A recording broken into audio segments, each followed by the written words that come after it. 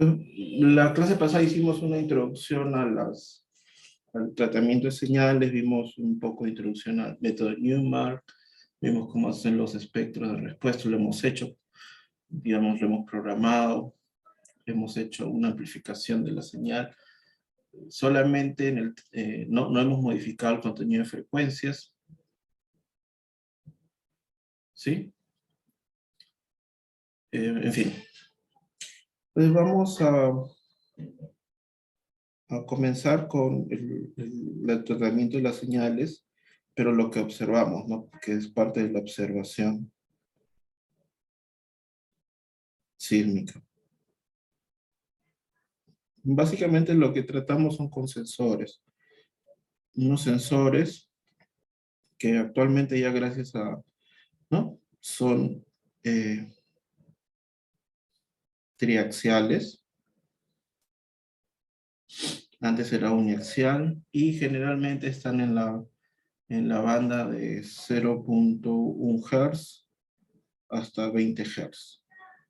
Ahí, por supuesto, estos son hay más sensibles, ¿no? De 0.01 Hz hasta 50 Hz. Conforme más sensibles son o la banda aumenta, el costo también aumenta, ¿no? Porque la precisión aumenta. Cuando hablamos de esto en particular, por ejemplo, nosotros hablamos de medios o estructuras o elementos cuyos periodos de vibración se encuentran 0.05 segundos hasta ¿no? 10 segundos.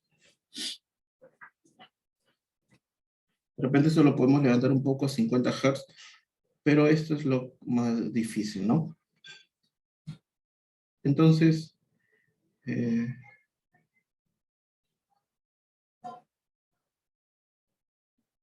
sí, entonces, según el sensor, nosotros podemos ver cómo vibra, sea el suelo, sea una estructura, sea algún elemento. Entonces, básicamente nos vamos a concentrar ahora en la estructura. Entonces, podemos usar algunos de los sensores que no tienen que ser tan sensibles o tan precisos como los acelerómetros que se usan para observar el suelo, ¿no? En un campo libre. Entonces, un sensor, por ejemplo, vamos a colocar acá un sistema de un grado de libertad. Por supuesto, vamos a considerar la no linealidad de la estructura cuando hay daño. Ya sabemos que tiene su amortiguamiento inherente, que es viscoso. Tenemos la señal. Obviamente esta señal es triaxial. Podría ser norte-sur, este-oeste y arriba-abajo. Entonces, lo que si colocamos en el suelo, sería XG. Y si colocamos el sensor en la estructura, va a ser lo que se mueve el suelo más lo que se mueve en la estructura. ¿Sí? Entonces, esto es desde el punto de vista teórico, ¿no? Si es que la señal entra limpia, pero además de la señal, que cuando se captura la vibración del suelo le entra un ruido, vamos a poner R de ruido. Acá también entra un ruido, ¿no? Vamos a poner un ruido en el suelo y un ruido. Entonces, el propósito de la observación puede ser mirar la variación de las propiedades dinámicas de la estructura, principalmente el periodo observado o el periodo predominante de la estructura en sus componentes ortogonales y el factor de amortiguamiento. Entonces, por ejemplo, nosotros, si tenemos algún registro, podemos calcular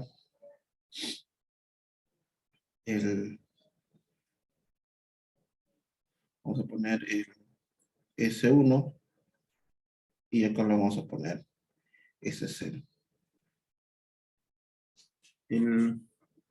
La transformada rápida de Fourier de la señal 1 y podemos observar la frecuencia predominante de la estructura y podemos saber cuánto es ese periodo, ¿no? Entonces, si tenemos diferentes eventos, ¿no? Entonces, por ejemplo, la estructura, voy a exagerar, tenemos acá la falla de subducción, entonces la fuente puede estar por acá, por acá, por acá, de repente hay una falla normal, una falla indirecta, inversa, perdón, pero son diferentes registros o son diferentes fenómenos que van a causar vibración en el mismo tipo de suelo, ¿no? Entonces, si graficamos los eventos, digamos evento 1, evento 2, evento 3, evento 4, y si no sufrió daños la estructura, lo que vamos a poder medir es que, si bien es cierto, existe un promedio, ¿no? Conforme percibamos el registro, vamos a eh, tener diferentes periodos predominantes.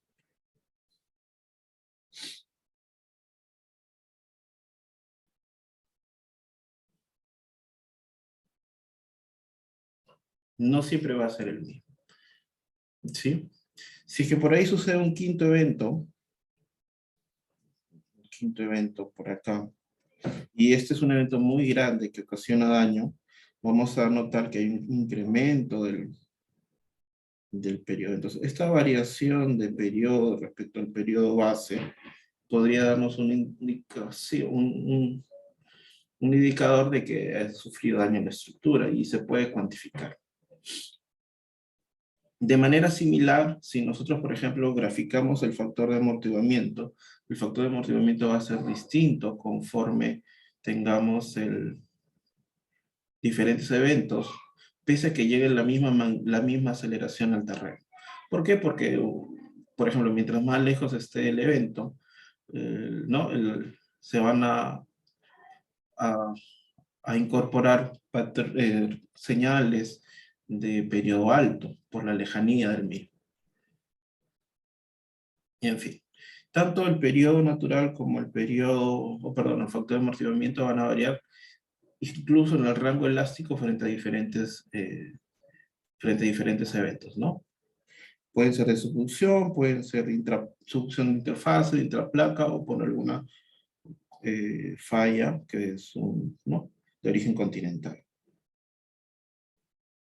Sin embargo, si nosotros, por ejemplo, agrupamos y, por ejemplo, en función de PGA y el periodo, nosotros vamos a notar que conforme incrementa un pequeño incremento, frente al PGA, por supuesto, se va a incrementar a cierto nivel de falla, va a saltar, porque ya significa que este PGA es límite ¿no? entre el comportamiento elástico e inelástico de la estructura. Entonces, este periodo es un indicador, pero realmente no nos va a dar la respuesta estructural ni el nivel de daño con precisión. Hay procedimientos, por ejemplo, el profesor Nakamura, que no solamente ha hecho trabajos para observación de las vibraciones en suelo, sino también para estructuras, que a partir de una caracterización de distribución de rigideces, distribución de distorsiones, en relación a la variación del periodo puede determinar si está dañado o no dañado, pero siempre usa algún patrón de distorsión, algún patrón de distorsión, sea concreto armado, sea el mampostería. Entonces, es muy interesante. Hay un artículo del profesor Nakamura donde midió o aplicó esto al Coliseo Romano. Entonces, hay personas o hay investigadores que trabajan en este campo, no, pero estiman el nivel de daño. Otro tópico que se estudia en esta área es, por ejemplo, medir el nivel de daño, pero no frente a sismos, sino frente a condiciones ambientales, ¿no? Cambio de temperatura, por ejemplo, llueve, ¿no? Entre el estado de conservación del mismo, la humedad de los materiales, especialmente esto se trabaja en estructuras de tierra y albañilería. ¿sí? Para patrimonio histórico, ¿no? Y se observa esa vibración ambiental y se caracteriza el estado de la estructura. Ahora, cuando quieren ver el nivel de daño, para ver el nivel de daño, tendríamos que comparar la condición inicial de la estructura con la condición no final, sino observada. Vamos a poner acá el periodo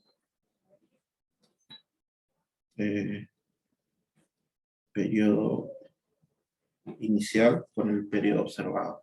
Entonces, si es que no ha habido daño, se supone que van a ser ligeramente iguales, como ya hemos conversado antes. Pero, por ejemplo, tú tienes una estructura, una iglesia de 500 años, obviamente tú no vas a poder obtener esto.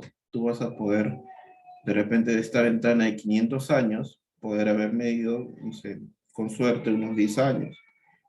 Tienes 490 años. Tienes observaciones acá. Y no han pasado en estos 10 años ningún evento fuerte. Pero ¿cómo podrías medir el nivel de daño respecto al original? Realmente no se puede, porque tendrías que conocer las condiciones de inicio. ¿Sí? Entonces, en patrimonio ¿no? Lo que se hace es un híbrido entre simulaciones, modelamiento matemático, referencias históricas también, porque si edificios de 50 años o de 20 años no tienen planos, imagínense estas iglesias, ¿no? Y a lo largo de los años esto ha sufrido modificaciones, ¿no? Modificaciones por incorporación de estructuras nuevas o degradación por el estado de conservación, pero ha sufrido daños. Entonces, establecer esto como línea base es sumamente complicado y las aproximaciones que se hace es a través de la observación y la calibración de modelos en condiciones ideales. ¿Sí? Y eso es lo que tenemos. Cuando existe el movimiento fuerte del terreno, strong motion observation es el término que le acuña a esto,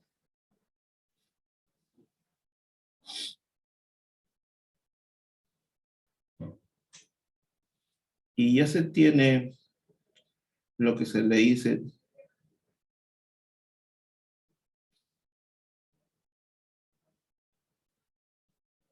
terremotos que dañan, digamos, que pueden ser pues, de magnitud 5 o de magnitud 8 o de diferentes PGA, pero son aquellos que ocasionan daños en las estructuras, que ocasionan que se incursione en el comportamiento no lineal o inelástico de las estructuras, se le denomina o se le acuña este término. Por ejemplo, un sismo de magnitud 6 en Sudamérica o en la costa del Pacífico no es lo mismo que un sismo de magnitud 6 en Europa, ¿no? Y ocasiona más daños por allá que por acá. Porque nuestra exposición a sismos siempre ha sido más alta que en esos sitios. Entonces, lo que nosotros tenemos que estudiar cómo es la incursión de los elementos en el comportamiento no lineal para poder estimar el nivel de daño y, por supuesto, poder reforzar o poder cuantificar cuántas serían las pérdidas.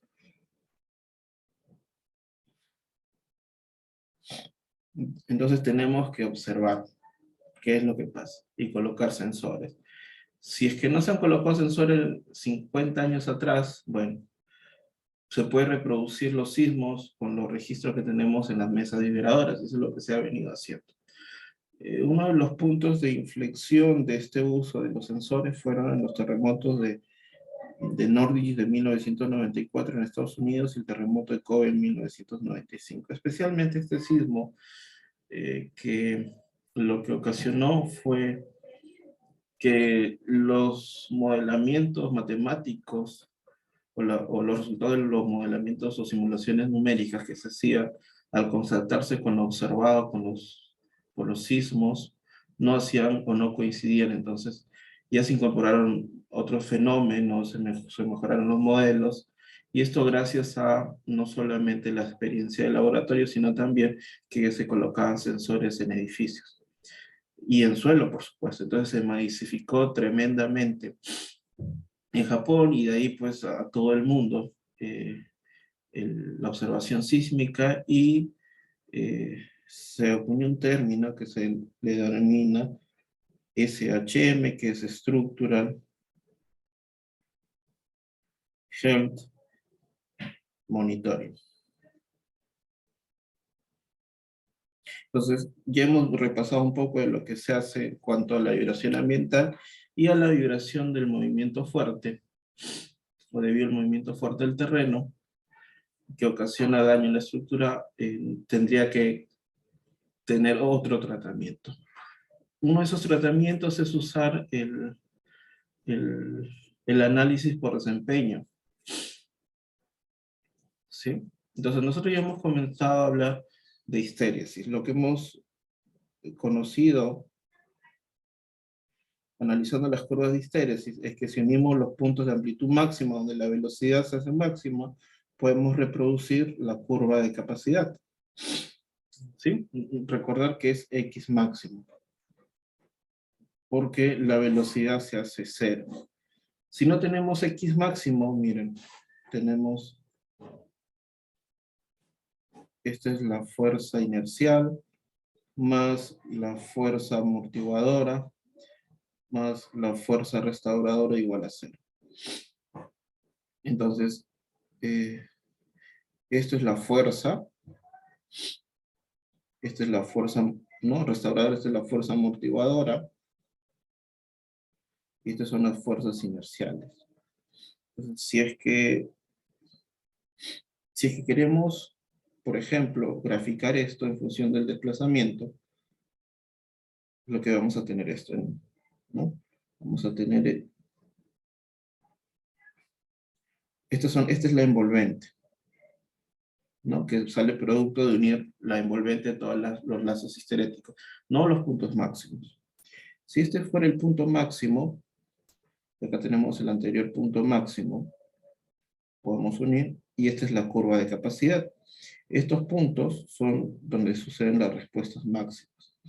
En los puntos donde no suceden las respuestas máximas, por ejemplo acá vamos a tener la fuerza restauradora más la fuerza amortiguadora.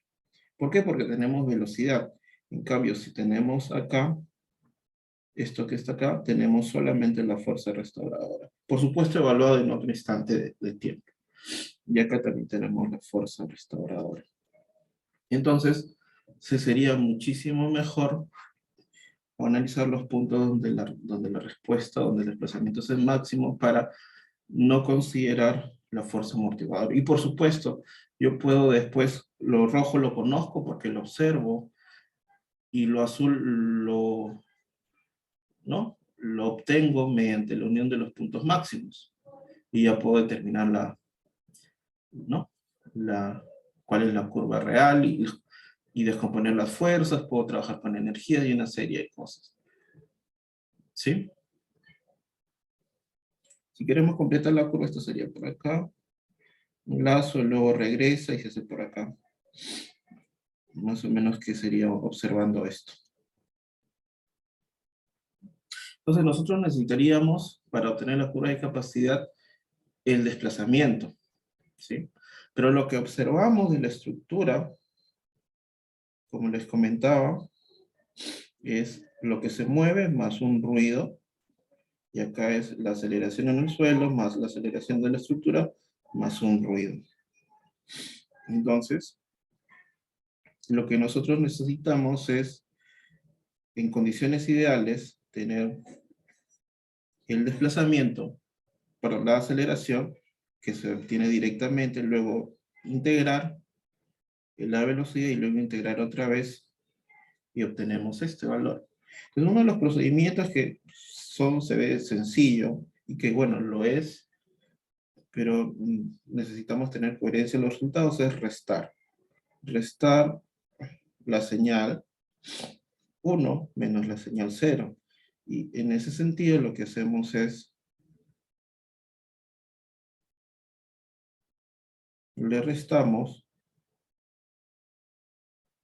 este valor. Entonces, esto se va con esto y nos queda esto más un ruido prima, ¿no? Que sería la suma de este ruido en la estructura más el ruido en la base. O menos. bueno, que más o menos es ruido finalmente. Entonces, si integramos una vez, siendo, digamos, suponiendo que esto sea una constante, lo elevamos a la x, ¿no? X a la 1. Si lo integramos otra vez para el desplazamiento, se hace al cuadrado. Entonces, el ruido que se incorpora es altísimo. Entonces, para lograr esto, lo que necesitamos es filtrar los registros. Filtrar los registros. ¿Sí? Y quitamos ese ruido, y a la hora de, ¿no? Esto lo hacemos que tienda a 0, y cuando integremos una y dos veces, el ruido, por supuesto, va a ser eh, pequeñísimo, ¿no? Entonces lo que tenemos es que filtrar esa aceleración. Entonces sí, existen diferentes técnicas, pero esto se basa principalmente en lo siguiente.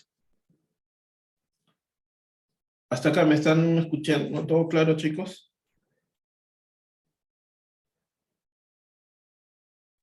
Sí, doctor.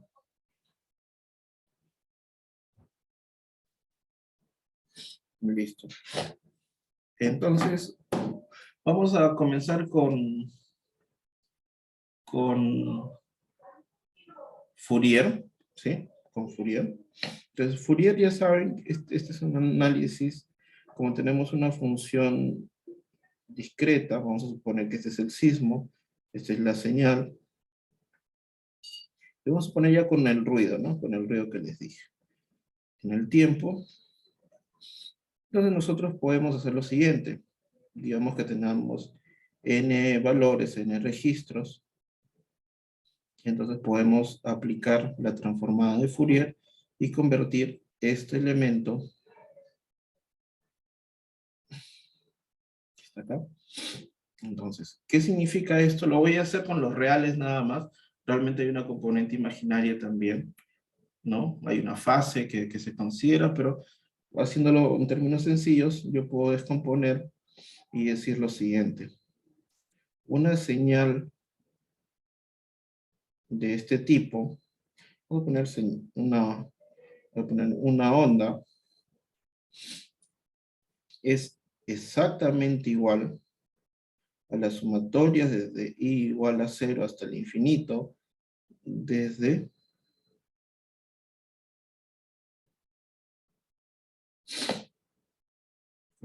esto sería.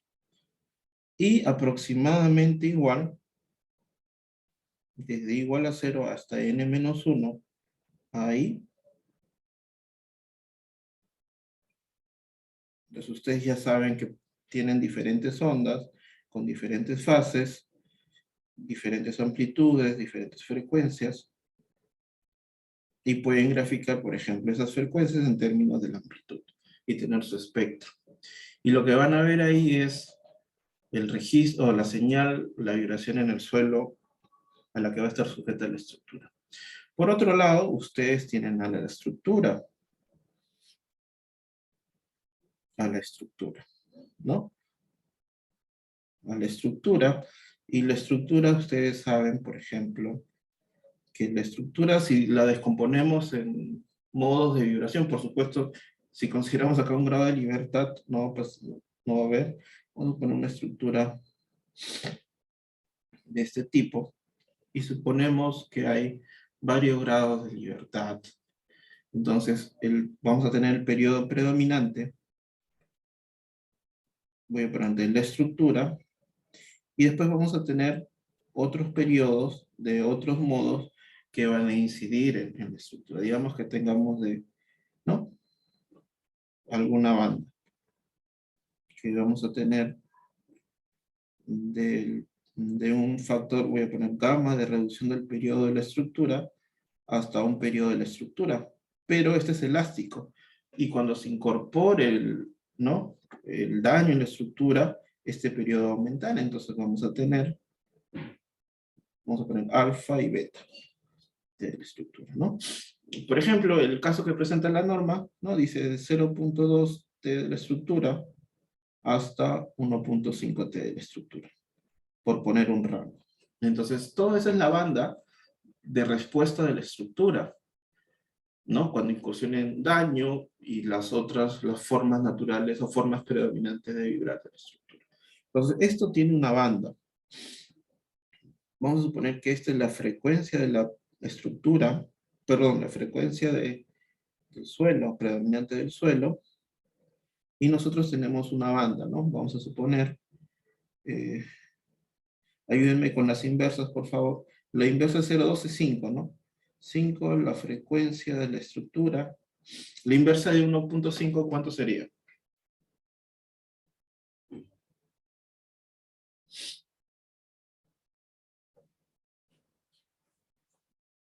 ¿Cuánto? Escriben 0,67. 0.66. Y esta sería la banda de la estructura. Entonces, la estructura se va a mover en esa componente. Entonces, nosotros debemos precisar, bueno, no precisar, pero sí suponer en qué banda se va a mover, y puede estar fuera, ¿no? La vibración del suelo puede estar fuera o dentro de la estructura. Generalmente está dentro. Generalmente está dentro. Por las características de la estructura y las características del suelo. Pero vamos a cambiarle de color a esto. Vamos a ponerle rojo.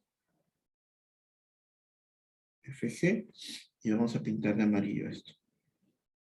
Uy, perdón. Y ahí está la banda de donde se va a mover esto. Entonces, una de las prácticas que se hace es el cortar las frecuencias altas y las frecuencias bajas, pero no se suele hacer, o un pasabanda, pero no se hace con tanta precisión porque no se conoce o no se hace el esfuerzo por conocer cuál es esta banda. ¿Por qué? Porque no tenemos la respuesta de la estructura, ¿no? Lo único que podemos medir es el periodo original. Y este valor 1.5 que yo lo pongo, o 0.2, es un valor pues, que yo puedo presumir, pero no es el valor real. Entonces, digamos, para asegurarnos, nosotros hacemos o cortamos de acá y hasta acá. Pero nos queda una zona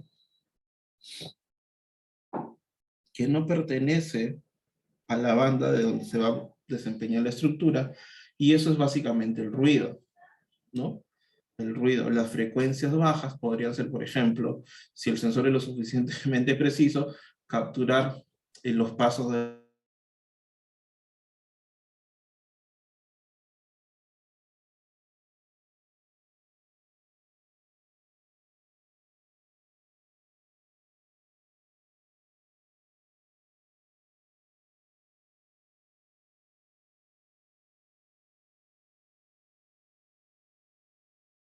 cortar las frecuencias altas, y ahí reducimos parte del ruido, pero no reducimos todo el ruido.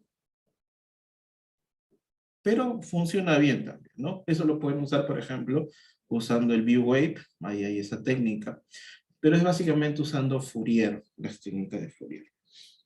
Hay otra metodología, pero lo interesante de acá es que conserva las características de las frecuencias, ¿no? Hay otra descomposición, ¿no? Que se llama la descomposición por ondas madre, wavelet. Entonces tienes una función de escalar las frecuencias, de escalar las amplitudes. Básicamente la onda madre que parece un fantasma, y tú los caracterizas de esa forma. Entonces, básicamente consiste en, tengo la señal, voy a poner W0, que es la señal, y tú dices, mira, tengo esta señal, y yo voy a descomponer esto. Si tengo n registros, este n registros tiene que ser igual a 2 a la n, donde n sería el número de bandas o rangos. ¿Ya?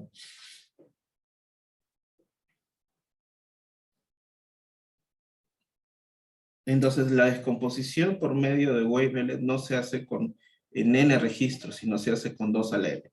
Por ejemplo, Si yo tengo 2 a la 15 o 2 a la 14, ¿cuánto es 2 a la 14?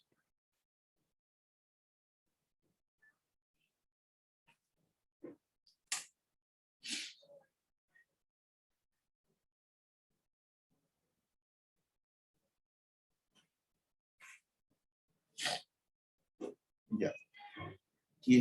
N sea 16.384. Entonces, para Fourier yo necesitaría descomponer en 16.384 ondas.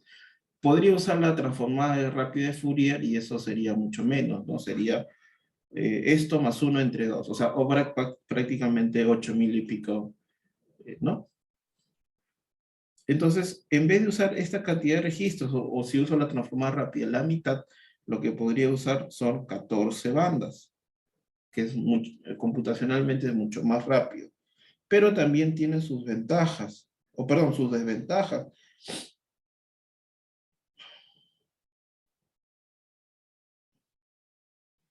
¿Sí? ¿Hasta acá alguna consulta, muchachos? Por favor.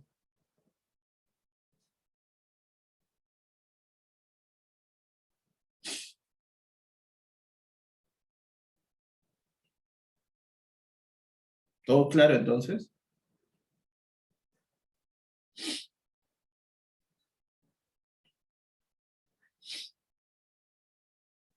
Ya.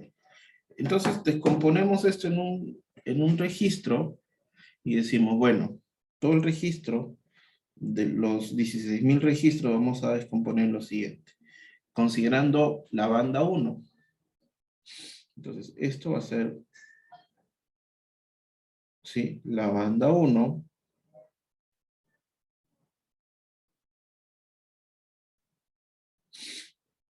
Y vamos a tener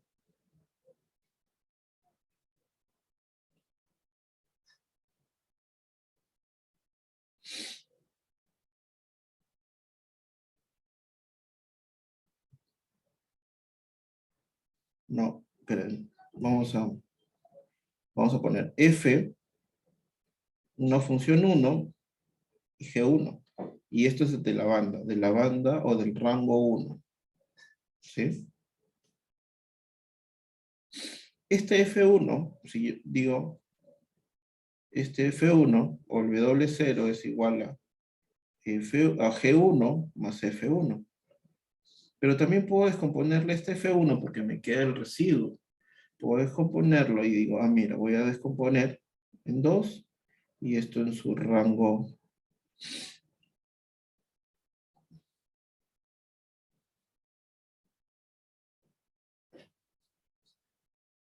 Ahí está.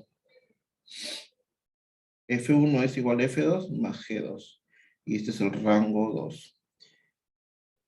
Puedo descomponer F3, G3 y así puedo hacer muchas hasta un F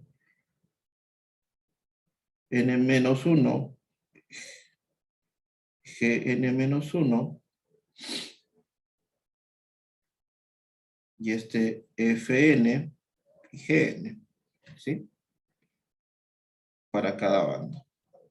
Entonces lo que podemos decir, el W0 es igual G1 más G2 más G3 más, ¿sí? Gn más Fn. Y ese es el ruido. Y acá me queda todo el residuo. Y lo que tengo que seleccionar son las bandas donde la respuesta va a ser observada, o sea, donde se va a desempeñar donde se va a desarrollar el, la vibración de la estructura. Entonces yo puedo seleccionar aquellas bandas o rangos, por ejemplo, puede ser, dependiendo por supuesto del periodo de la estructura en cada instante, podría ser, por ejemplo, G1 más G2, podría ser G3 más G5 más G6, ¿no? Y eso es lo que yo tengo que observar. Entonces, cuando yo uso cada G, yo puedo decir, ah, mira, acá ya he descompuesto la aceleración con el ruido y ya tengo la aceleración para cada rango. G1, G2,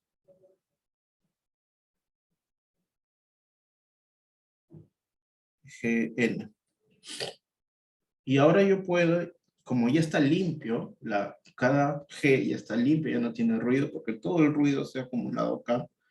Lo que puedo hacer es integrar una vez, integrar otra vez, y ya está limpio. Entonces ya tengo la velocidad y el desplazamiento para cada banda. Y lo que tiene que observarse es, como les dije, dónde trabaja cada banda. ¿Sí? Vamos a suponer que este es el rango o los rangos de participación o dónde está la respuesta. Y, ¿no? Y los otros van a ser el ruido que proviene de diferentes fuentes. Entonces yo puedo decir que la aceleración va a ser igual a x g3 más x g5 más x g6. Y el desplazamiento, por supuesto, xg3, xg5 más xg6. Listo. Y eso yo tengo para cada piso. Entonces lo que podría hacer, por ejemplo, si quiero una fuerza restauradora o una histéresis, necesito el desplazamiento relativo, entonces lo que hago es, por ejemplo, uso el x del cuarto piso menos el x del tercer piso, pero ya lo tengo. Y si quiero la fuerza, que es el masa por la aceleración, entonces lo que yo tendría que hacer es, ¿sí? Sería masa por las... Uy,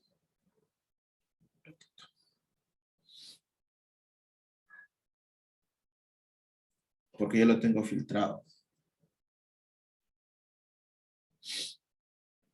Y acá tengo Q del tiempo y acá tengo la deformación relativa del cuarto piso en el tiempo.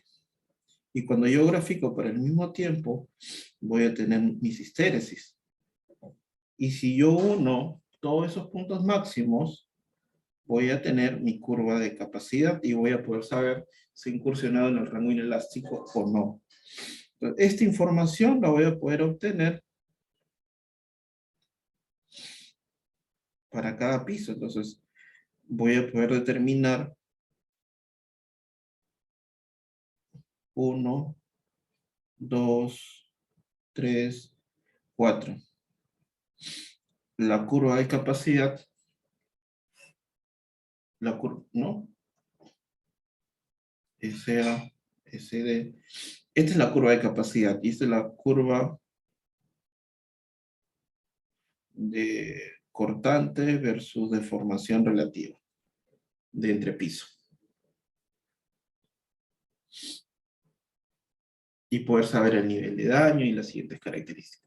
Ahora, profesor, he observado que no tengo siempre los entrepisos. Tengo acá, a veces hay acá y acá.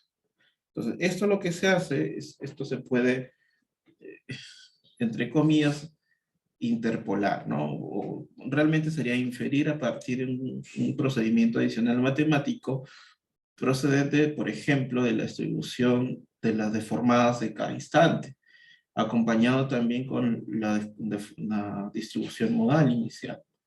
Entonces se puede conocer eso.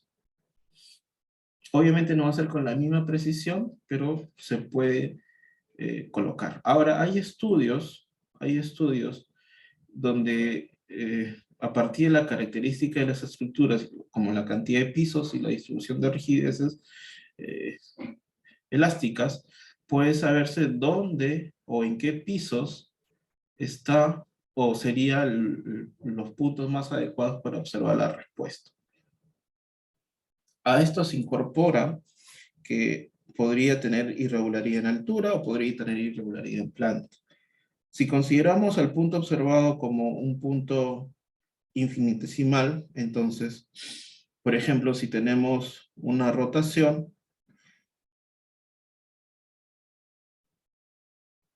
lo que hago es medir dos puntos. Y cuando esto gire,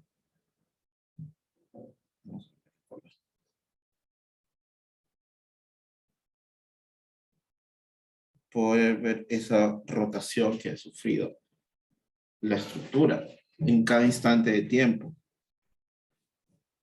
Si yo tengo un efecto donde una cantidad muy grande de pisos y hay deformaciones importantes a flexión, es decir, quiero este ángulo, entonces lo que yo necesito es el plano.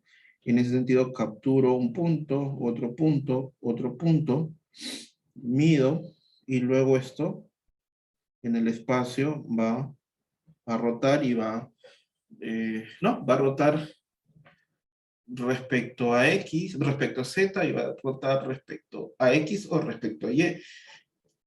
Y eso lo puedo tener eh, produciendo ¿no? o organizando o distribuyendo el arreglo en 3 puntos al menos para obtener un plano. Entonces ya puedo observar eso en el tiempo. No puedo observar la rotación en X, la rotación en Y en el tiempo, o incluso en Z, ¿no? Que digamos que es la más importante en Z, que sería esto que hemos planteado. Y eso se puede hacer. Ahora, una de las desventajas es que, por ejemplo, yo necesitaría que la estructura incursione en daño para conocer cuál es su... Por ejemplo, imagínense que esta es la curva de capacidad. Pero los eventos que han ocasionado están por acá y por acá, entonces yo no puedo reproducir la curva de capacidad. Pero si hay una incursión, digamos, por acá, que ya superó la fluencia, ya sé ya algunas características inelásticas de las estructuras, entonces yo podría aproximar de alguna forma lo demás. Como sé las características inelásticas, y entre ellos una de las más importantes es el endurecimiento ¿no? el ablandamiento y sobre todo la rigidez de degradación, entonces puedo saber, por ejemplo, si este es el evento, yo sé, conozco cuánto esta regla, ¿no? Que es aproximadamente R entre K es igual la utilidad a la menos B0. Entonces, podría presumir cuánto es o cómo se comporta esa degradación. Otra de las cosas que yo podría, por ejemplo, si conozco ya el nivel de daño y conozco la característica de la réplica, yo podría ver si la réplica va a ocasionar que falle o un daño mayor. Réplica. Entonces ya podría, digamos, en las primeras horas de observado el terremoto o la respuesta debido al terremoto, podría dar estos valores. Obviamente todo sustentado en la observación real del edificio, acompañado, por supuesto, de los experimentos que se han hecho anteriormente. ¿Sí?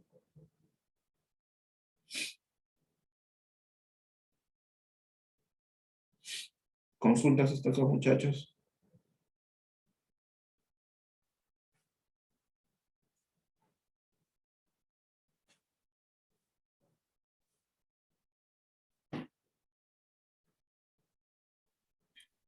Doctor, así como se analiza también las réplicas, también se analiza bueno, los daños que se puede realizar después del sismo o un análisis post-sismo con eso también.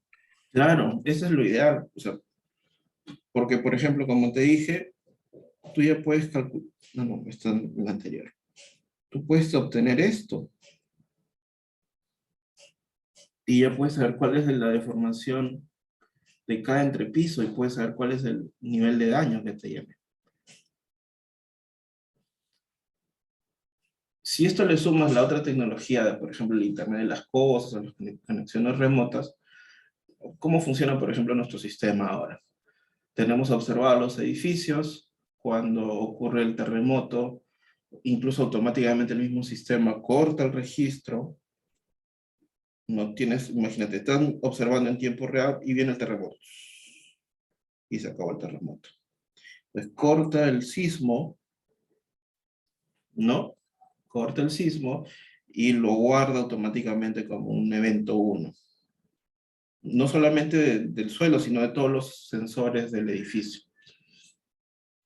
Eso te lo manda o se archiva en una base de datos que nosotros podemos descargar. Esta base de datos se guarda localmente en el edificio, se guarda remotamente en el SysMeet, en el servidor de la universidad que está en SysMeet, y se guarda también en el servidor de Japón, un servidor que está en Japón.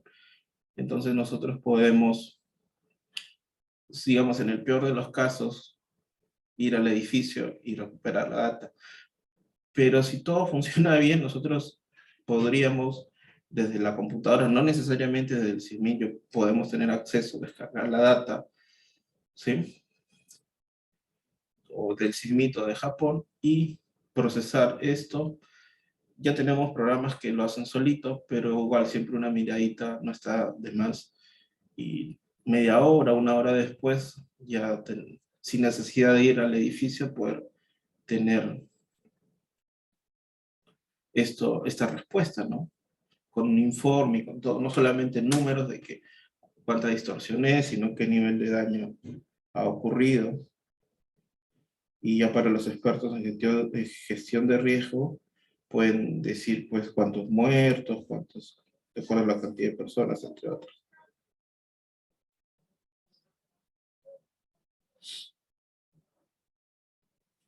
¿Sí? Sí, doctor. Está bastante relacionado porque la otra vez estaba viendo una conferencia de que en otros países se está aplicando ya lo que vendría a ser digital twins, o creo que es gemelos digitales, que básicamente Ya. es como esto, ¿no? De generar un modelo computacional que represente o monitoree en tiempo real a la estructura, ¿no, doctor? Claro, eso ya se viene usando de hace algunos años. Lo que se hace, por ejemplo, es entrenar con redes neuronales profundas a la estructura. Pero básicamente, ¿cómo funciona esto? Eh, la ecuación es esta, ¿cierto? La ecuación dinámica.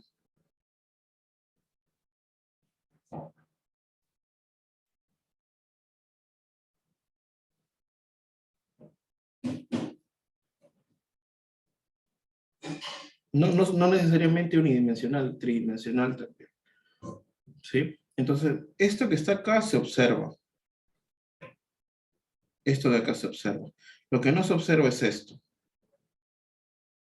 Entonces, lo que trata de hacer las redes neuronales profundas es, a partir de la observación de los datos, poder entrenar para calibrar un modelo el cual reproduzca M, C, K. Esta es una regla matricial que tiene muchas más variables, ¿no?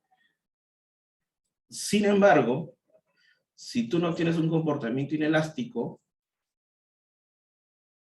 ¿cómo poder, por ejemplo, decir cuál va a ser la regla para la rigidez de degradación, de la rigidez o de la resistencia? ¿Cómo calibrar el modelo histerético si solamente tienes tu respuesta acá? Entonces lo que tendrías que hacer es complementar eso con información de experimentos, por ejemplo, y puedes recrear lo que va después, que es una de las desventajas que tiene este método, ¿sí? Pero si tienes suficiente información, pues ya de experimentos, puedes calibrar eso. Entonces, esto tú lo ves acá, y supongo que lo que tú quieres decir, los gemelos digitales, lo que tú observas con los registros, puedes replicarlo en el edificio. Y como ya tienes esta matriz y una matriz tridimensional, tú vas a saber, ¿no? Vas a ver un montón de cosas más, rigidez, incluso acá puedes tener rotaciones de las vigas y puedes entrenarlo para que te diga la respuesta de cualquier punto de la estructura.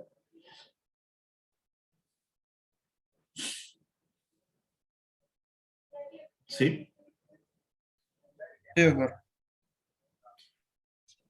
Es interesante. Yo los invito a que comiencen a hacer este tipo de tesis. Tenemos ya alguna base de datos. No conmigo, sino con cualquiera de los profesores. Es bien interesante. Ahorita no tenemos eventos que hayan ocasionado terremotos. Lo que estamos haciendo es produciendo data sintética. Es decir, ya calibramos la parte elástica con lo que hemos observado de los edificios.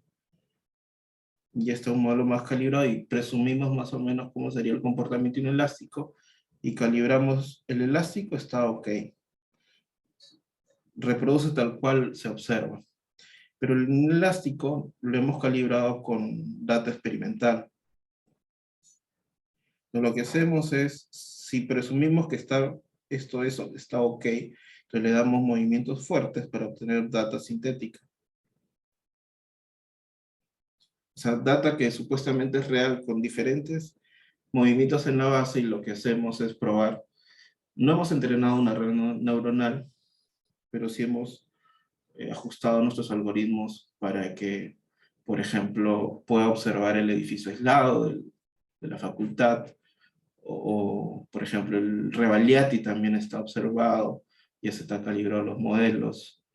Entonces, si pasara algo eventualmente, ya podemos dar una atención oportuna, ¿no?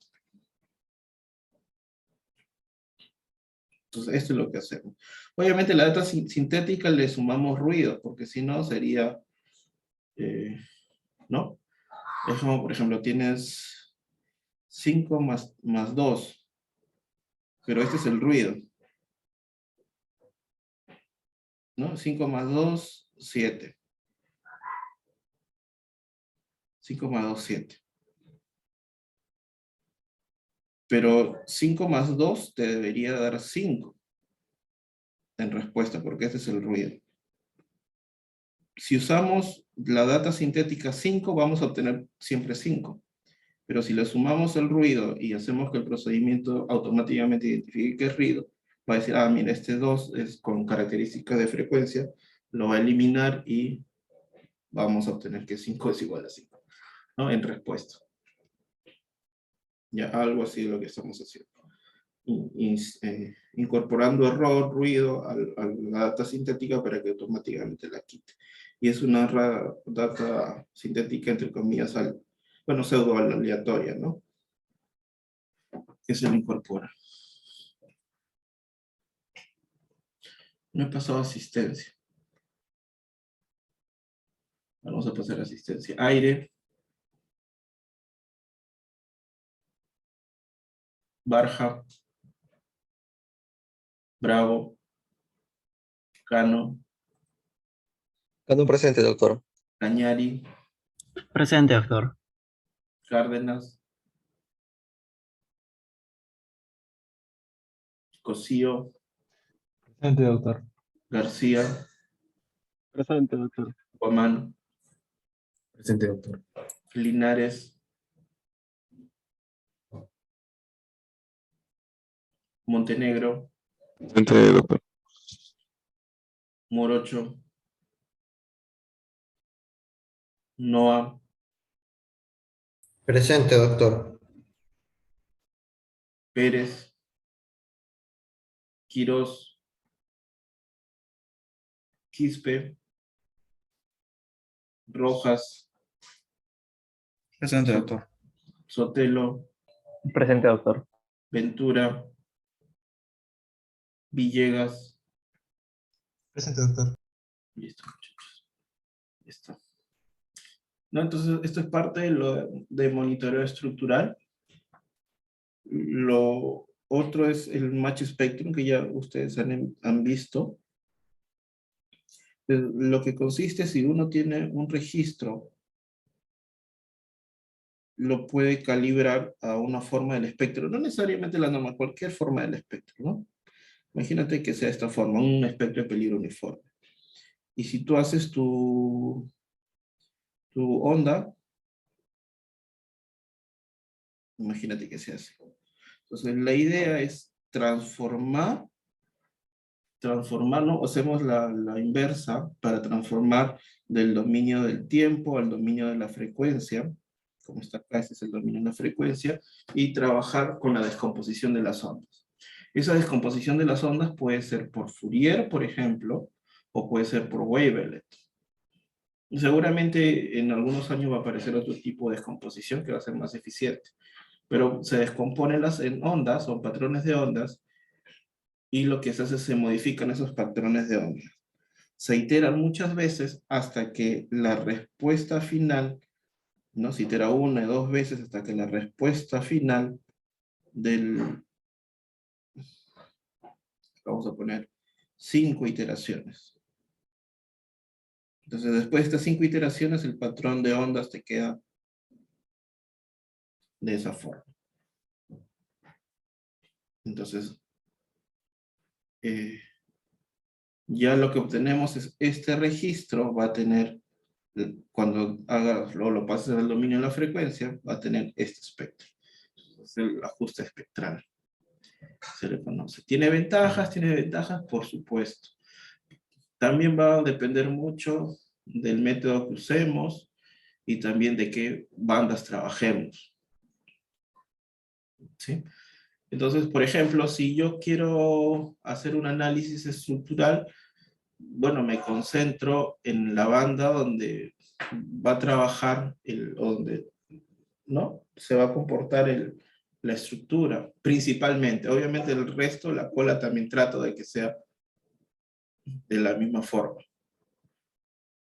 Y por supuesto también va a depender mucho de los registros. Los registros antiguos, por ejemplo, no tienen el tratamiento, no están filtrados como desearíamos mediante los métodos actuales.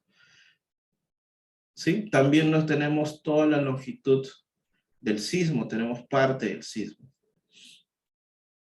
Pero bueno, tenemos que hacer lo mejor que podamos con esas pocas señales que tenemos. Una de las recomendaciones que se dan, por ejemplo, es, como nosotros estamos frente a la costa, y para la costa el fenómeno más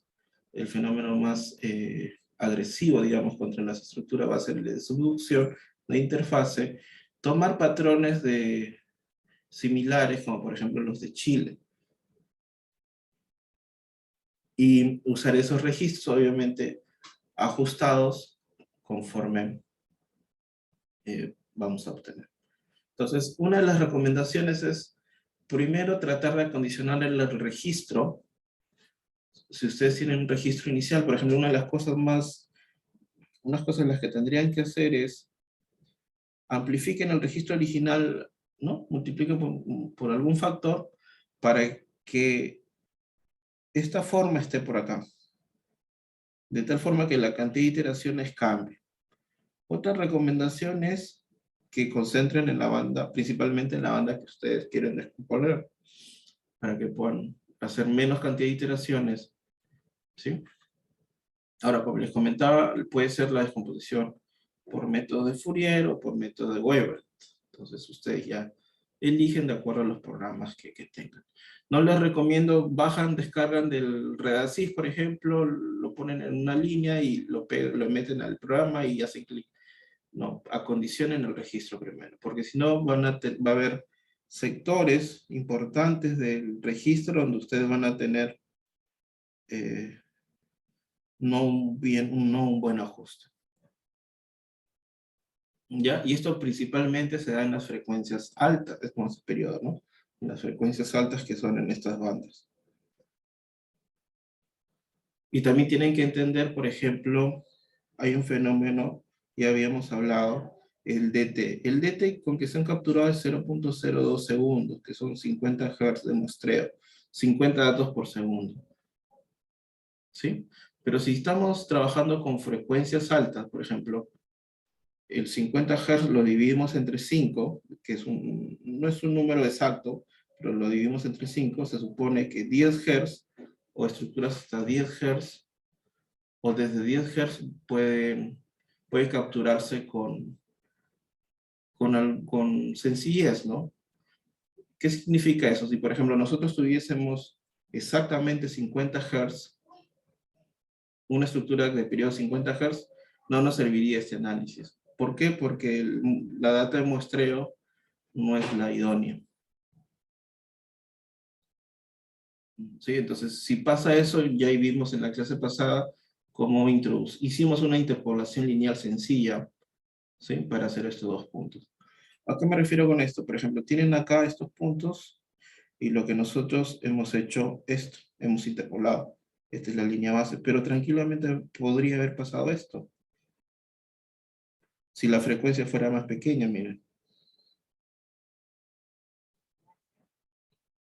Y nos comimos toda esta data. Y supusimos que esa data era lo de negro, cuando realmente debió haber sido lo de rojo, pero nosotros no lo capturamos porque la cantidad de datos por segundo era muy reducida, 50 Hz. Los instrumentos de ahora ya tienen 100 Hz, 200 Hz, 500 Hz. Ahora, los sensores, algunos tienen hasta 1000 Hz, pero lo que te muestran son 100 Hz por segundo, o 200 Hz por segundo, de acuerdo a cómo lo configures. Esto es muy importante, muchachos, porque si no, ustedes dicen, no, yo lo metí al registro, el registro está mal. No, ustedes están mal, ustedes tienen que condicionar el registro. ¿Ya? Comentarios hasta acá o consultas hasta acá.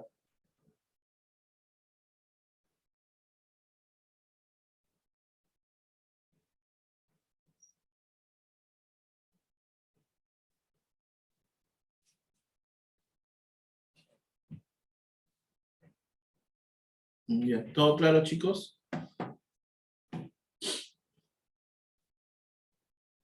No, sí.